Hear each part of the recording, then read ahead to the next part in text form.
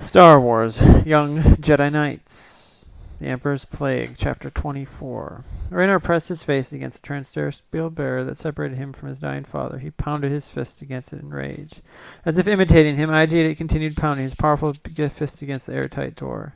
The plague organism was free inside this vault, the plague his father had hoped to destroy before it could ever be turned loose against human beings. Raynar wished he'd gone inside with his father. He might have been able to do something, use the Force to stop Cook or Noah Takona. If not, at least he could be inside with his father to comfort him now in his last moments. Raynar pressed his hands against Trent's parasteel, harder, as if he might reach through it to his father if he only exerted enough force. At the edge of his awareness, Raynar heard Zeke say, "Yo, no, IG-8, if you open the door, you'll kill us." Loey roared, but the assassin droid knocked the Wookiee aside. Inside, Bornathol stumbled toward the upper observation window that separated him from Raynar. His skin had a grayish cast now, and Raynar could see how labored his breathing had become. Blotches of green and blue appeared on his skin. He crawled toward the wall controls of the two-way intercom system on the wall.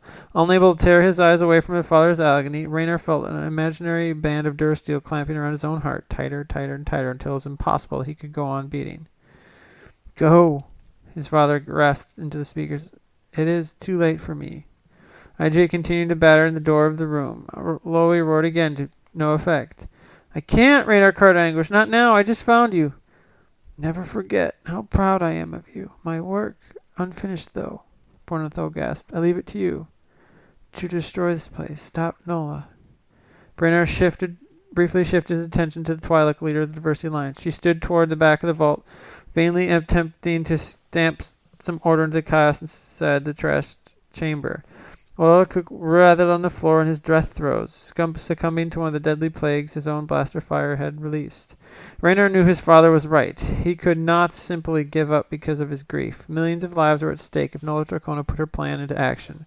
Raynar's mother and uncle would die, and Master Skywalker, Jaina, Jason, and everyone else he cared about. His mind rallied against injustice. It wasn't fair. His vision grew blurred and distorted, as if he were looking to his father through a current of water. Something hot and wet burned his way down Raynar's cheeks, and his throat constricted so tightly he could hardly breathe. Suddenly, Zeke was beside him, yelling something to Bornathol. "The assassin droid ID-8 is programmed to protect you, to bring you back alive. You're the only one who can stop him from breaking down that door and releasing the plague. Right now, tell him to stay away." Suddenly, Raynar's vision cleared, and he focused to his father, who drew a shuddering breath.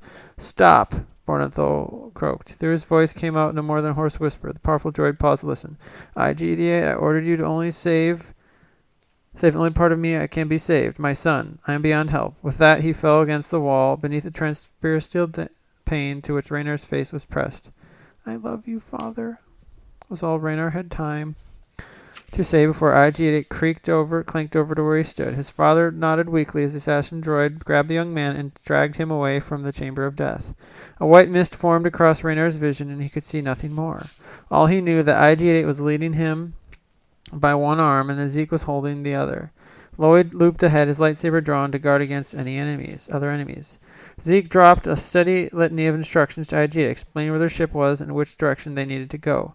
Occasionally, Zeke let go of him, and Raynar could hear some sort of safety interlock whoosh shut behind him. For all Raynar could tell, they might have hurried along like that for hours, but it might have been only minutes. When the droid released his arm, Raynar nearly collapsed. Zeke turned to IG-8. "It's not far to our ship now."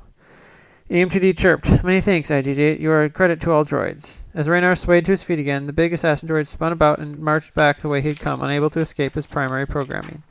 Zeke called to Raynar. "We have to get out of here before any more of those explosives blow and bring this place down around us."